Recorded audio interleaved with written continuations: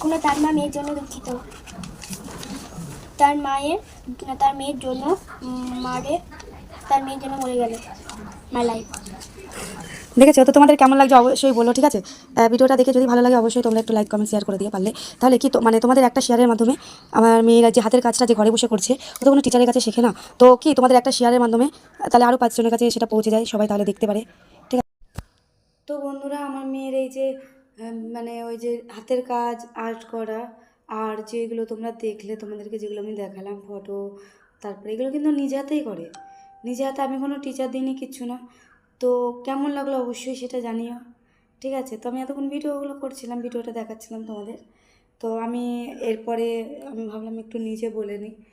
তো কেমন লাগলো আমার মেয়ের ওই আর্টটা তোমরা একটু বলবে, আর পারলে একটু লাইক কমেন্ট শেয়ার করে দেবে, ঠিক আছে? তো চলো, টাটা।